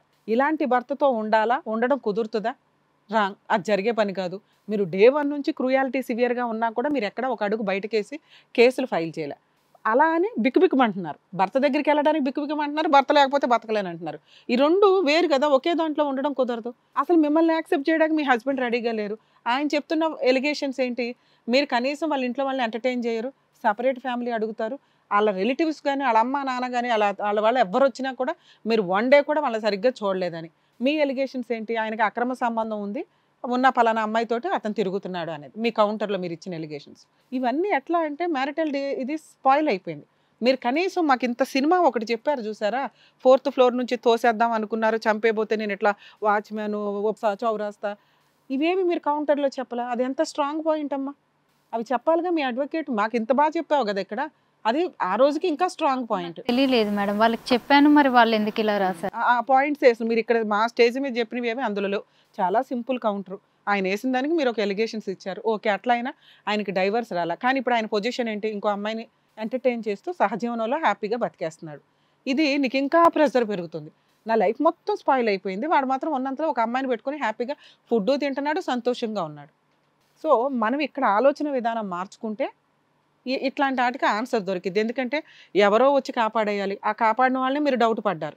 ఇందాక నుంచి మిమ్మల్ని అడిగానమ్మా, మీరు పెద్ద మనుషుల దగ్గర కొంతమంది దగ్గరికి వెళ్ళారు కదా, వాళ్ళు దగ్గరికి మీరన్నా వెళ్ళాలి, లేదా మీ హస్బెండ్ అన్నా వెళ్ళాలి, ప్రాబ్లం సాల్వ్ చేయండి అని. వెళ్ళినప్పుడు వాళ్ళ వంతు ప్రయత్నం వాళ్ళు ఏదో చేశారు. ఇలా చేసినప్పుడు కొన్ని సందర్భాలు ఎలా ఉంటుందంటే వాళ్ళు ఎంతో కొంత ఎక్స్పెక్ట్ చేస్తారు. మీకు 25 లక్షలు ఇప్పిస్తున్నప్పుడు ఫ్రీగా కూర్చోపెట్టి ఎవరు ఇప్పించరు. మేబీ అక్కడ అంతవరకు రాయించినాక నువ్వు వెనక్కి వచ్చేయడు. అలాగే మీ అడ్వకేట్లు అలాగే ఫీజులు ఇవ్వాల్సి వస్తుంది. ఈ ఎమోషన్స్ తోటి ఒకటి అవ్వకపోవచ్చు, 2 నిజంగా మీరు అన్నట్లు మీ హస్బెండ్ అడ్డంగా వెనక్కి వెళ్ళిపోయి ఉండొచ్చు. ఈ అమ్మాయికి ఇంత దూరం వచ్చినాక ఈ అమ్మాయికి ఎవ్వరూ సపోర్ట్ చేయట్లే. అడ్వకేట్లు వీక్గానే ఉన్నారు, ఎందుకంటే నీకు వాళ్ళకి బాండింగ్ ప్రాపర్గా లేదు. నీకు ఎంతో కొంత న్యాయం చేసేద్దామని మీ అడ్వకేట్లు అనుకోవట్లే, ఉన్నంతలో నడిపిద్దాం. ఎందుకంటే ఈ అమ్మాయి స్ట్రాంగ్గా లేదు. ఈ అమ్మాయి మాకే రూపాయి ఇవ్వడానికి ఆలోచిస్తుంటే మేమెందుకు ఈ అమ్మాయికి ఎంత ఇప్పించాలి? సోషల్ సర్వీస్ ఎవరో చేయరు కదమ్మా, మాకంటే ఏదో ఈ సోషల్ సర్వీస్ చేసేదంతా. ల్యాండ్ ఆర్డర్ని తిట్టుకోవడం ఇంకొకటో కుదరదు. మీకు ఆల్రెడీ పెద్ద మనుషుల ద్వారా జరిగిన పంచాయతీ మళ్ళీ ఇంకొకసారి మీరు వాళ్ళ దగ్గరికి వెళ్ళి ఉంటే వాళ్ళు ఖచ్చితంగా జుట్టు పట్టుకొచ్చి వారితో సెటిల్మెంట్ చేయించేవాళ్ళు. మీరు అక్కడికి వెళ్ళకపోవడానికి రీజన్ ఏంటంటే అతను కొల్యూట్ అయిపోయారండి అని. అప్పుడు ఎవరు మిమ్మల్ని గొమ్మం కూడా ఎక్కనివ్వరు. మేము వింటేనే కాసేపు హట్ అయ్యాం, అరే రేపొద్దున మమ్మల్ని కూడా అంటది కదా, ఇందాక సార్ అన్నారు గుర్తుందా, అమ్మ రేపొద్దున ఇప్పుడు మేము సెటిల్ చేయకపోతే మమ్మల్ని కూడా నువ్వు అంటావు కదా ఈ స్టేజ్ మీద అని. మీకు అవసరం, మీకు ఆ సెటిల్మెంట్ 2 times అయ్యింది, అయినా అది ఇంప్లిమెంట్ అవ్వలేకపోతుంది అంటే మీరు ఎవరిని పూర్తిగా నమ్మట్లేదు అని. నేను నమ్మకనా మేడం, అది ఇంప్లిమెంట్ కాకపోవడం వల్ల అక్కడ నుండి వస్తుందా రీజన్? సరే, అతనే నీకు ఇవ్వడానికి ఇష్టపడట్లా. ఇప్పుడు నీకున్న ఆప్షన్ ఏంటంటే ఆ MOU కాపీ ఉంది కదా, ఆ MOU కాపీ ఇంకొకసారి లెటర్ రాసిన దాంతో మీరే డైవర్స్ కేసు విత్ కాంపెన్సేషన్తో వేసుకోండి. మీకు డైవర్సు వస్తుంది, కాంపెన్సేషన్ వస్తుంది. కట్టకపోతే ఆయనకి ఏదైనా ప్రాపర్టీ ఉంటే అటాచ్మెంట్ చేసుకో, వెహికల్స్ ఉన్నా అటాచ్మెంట్ చేసుకోవచ్చు.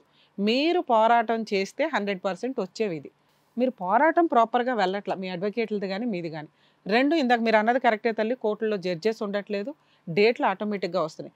మీరు 2020లో వేసారు, అందులో 3 ఇయర్స్ 2 ఇయర్స్ లాక్డౌన్కే వెళ్ళిపోయినాయి. ఇంకా 2 ఇయర్స్ నుంచే మీ ఫైటింగ్ నడుస్తుంది. అందులో 2 కేసులు మిడిల్లోకి వచ్చినాయి, 1 కేసు డిస్మిస్ అయింది. ఉన్నంతలో ఫాస్ట్గా అవుతున్నట్టే లెక్క.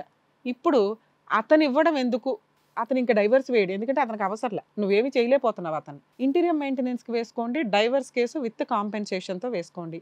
ఈ కేసులో నేనైతే ఏమీ హామీ ఇవ్వలేను మేడం, ఎందుకంటే మేబీ పాప అమ్మాయి వరకు అమ్మాయి కరెక్టే, కానీ ప్రతిదీ ఫ్రీ సర్వీస్లో లేకపోతే అందరూ వస్తున్నారు కదా అని చేసేయడం, అంటే అడ్వకేట్లు లేకపోతేనో తను వీక్ అయితేనో నిజంగా నేను ఆ అమ్మాయి పైగా వేసింది వేరే చోట దాకా వెళ్ళి సర్వీసులు చేయడం అనేది వర్కౌట్ అయ్యే వ్యవహారం కాదు. మీకు ఏమైనా కావాలంటే లీగల్ సెల్ అథారిటీ వాళ్ళ నెంబర్ ఇస్తానండి, వాళ్ళతో కూడా నేను మాట్లాడతాను. కొంచెం వాళ్ళు పిలిపించి కౌన్సిలింగ్ ఇచ్చి ప్రొసీడ్ అవుతారు. లేదు మీ అడ్వకేట్ తోటి మీరు కంటిన్యూ అవుతానన్నా ప్రాబ్లం లేదు. ఇప్పుడు నేను చెప్పినట్టుగా ఆయన డైవర్స్ ఇవ్వాల్సిన అవసరం ఆయనకి లేదు, ఎందుకంటే ఆయన ఆల్రెడీ కంఫర్ట్ జోన్లో ఉన్నాడు. సో మీరు నాకు డైవర్స్ కావాలి, ఇంతో ఈ దరిద్రం వదలాలండి అని మీకు అనిపిస్తే డైవర్స్ కేసు విత్ కాంపెన్సేషన్తో వేసుకోండి. మీకు ఫ్రీ లీగల్ ఎయిడ్ కావాలంటే గవర్నమెంట్ తరపు నుంచి నేను ఇప్పిస్తాను. సరేనా? All the best. Thank you అమ్మా. Thank you.